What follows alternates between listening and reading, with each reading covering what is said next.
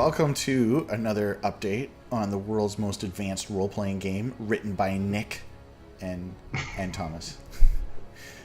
Mostly written by Nick at this point, because I have been off sick for a week.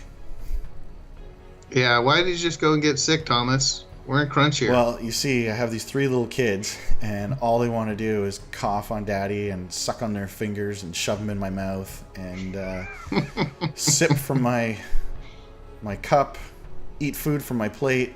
It's hard to stay away from patient zero when they are your child.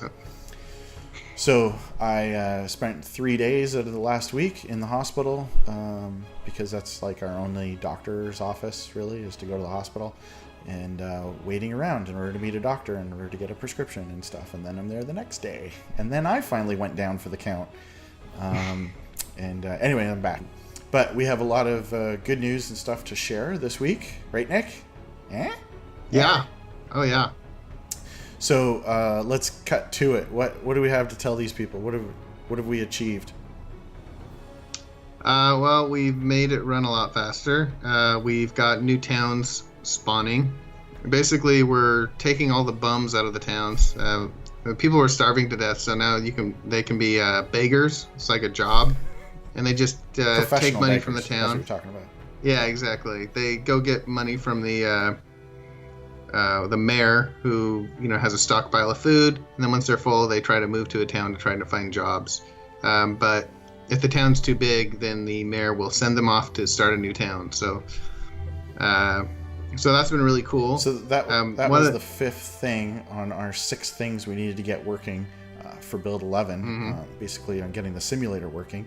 So we are now 83.3333% right. Feature complete. There were lots of little problems, like babies getting jobs and paying taxes, starving to death. It's like herding cats, these people. They're ridiculous, The other thing is the performance of like simulating 100 years.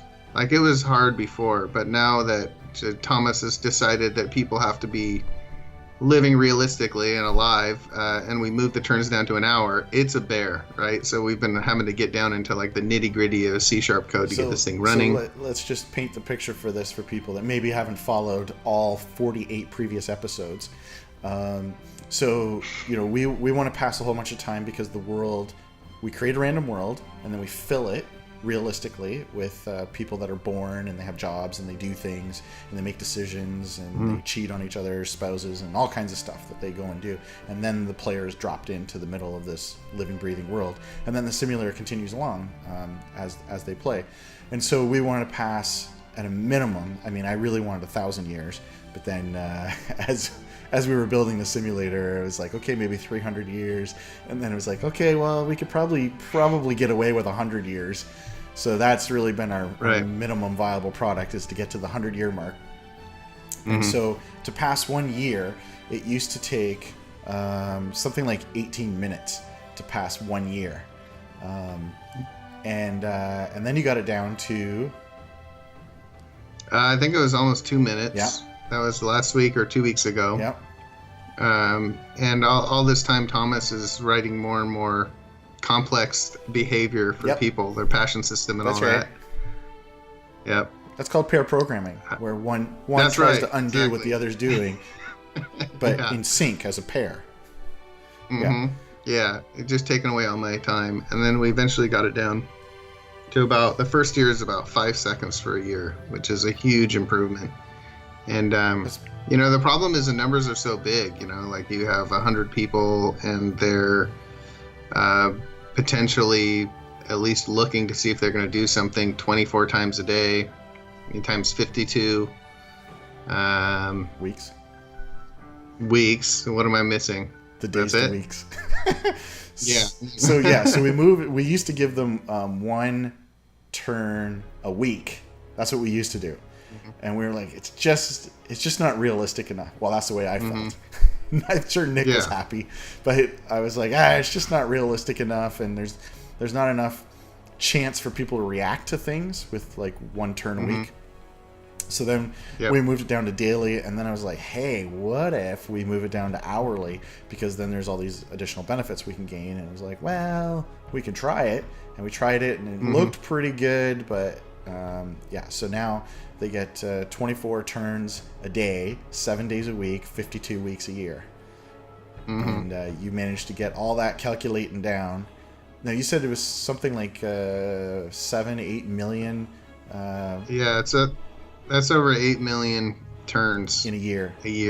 And you got it down to 7 seconds. Yeah, it was 5 seconds for the first year. We're still trying to make a scale. So the problem is, it's not only that happening. Nick, everybody. He did the hard work with the profiler and figuring out all the functions and methods that were delaying it. Yeah, I mean, just now that you it wrote can take most like of them, we're not going to talk about on the air, but yeah. I mean, just to see the logs, it could take like 3 minutes just to even look into the data to try and find it. And it could take, 20 minutes before, because Unity's profiler is so crappy. But we found some ways around it. But I mean, just give you an idea, like some of these towns are producing, 4,000, parcels of wheat a year. And so all these people, they want to eat. So they're like, okay, well, let's go buy something. So they have to look and try to find food, which means that every one of those turns might have to look through 4,000 items, which it just gets to like, the billion range of, it's just way too much. So this week we wrote a system to enhance that a huge amount. So we reduced that down to 40. It took like 25% of our time just trying to get people to eat. So we've been making a lot of progress there.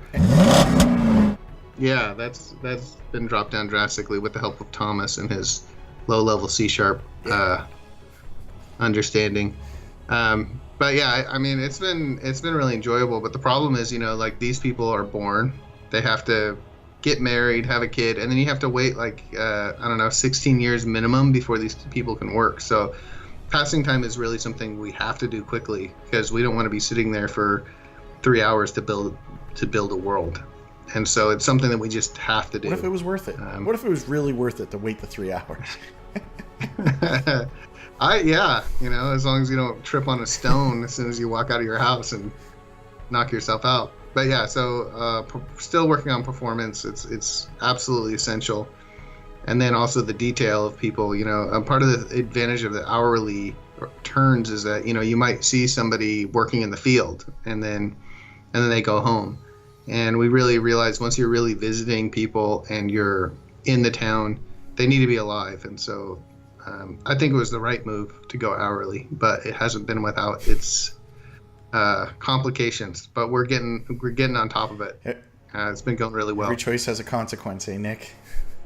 That's right. So one thing that I saw today that was cool was we used to have hours of operation to the building. So it was like, the mage shop was 9 to 5 every day. Right? Mm-hmm. And that's like pretty easy to code. You just look at, what is the current time? Is it open? Is it closed? Okay, done. We don't do that anymore. That's kind of the smoke and mirrors that we used to do. I mean, it's not that much fakery going on there. But anyway, we don't do that anymore. Mm-hmm. What we actually do is there someone in the shop working? Mm-hmm. And so that allows us to have people that work all kinds of hours. So we can have somebody who shows up late, so that you expect the place to be open, but they showed up an hour late, so the place wasn't open. Now, that's not necessarily fun. But anyway, it's the possibilities of the system that is what's really exciting. And so we can have different shifts for different people. We can, have an inn that's open 24 hours because you have 2 people working 12-hour days, or like just it's all driven by the data. And we don't have to fake any of it anymore. Yeah, compared to going to a building and then saying, "Hey, is he supposed to be working here?" and then just making him teleport there. Like while you were walking on the road, he actually woke up from his bed and went to the store. It doesn't sound like it's makes a difference, but it does if he got attacked on the way to the store. Right now, there's a reason. We didn't generate that afterwards. That actually happened. So I think that's. I think that will be worth it. Yeah, that's a good point. That you're expecting to see so and so at the weaponsmith, and he's not there. that could be the beginning of a quest. He's not there because Right. something happened to him.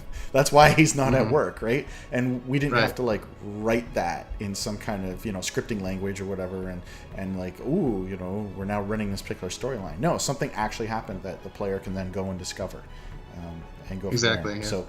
So we have one more big thing to do on our feature list for Build 11, and that is to get the monsters in, which then cause all these problems, like preventing people from working because they're burning their fields and pillaging their Right. cities and destroying everybody and capturing them and enslaving them and eating their bones and It's getting grim fast, using Thomas. femurs for jewelry, all that stuff. So that's the next big thing we got to do, and we really need to get cranking on this thing because it's now past the halfway mark of November, and I can't believe that Build 11 is still not out. And I think there's a lot of people that are feeling that way.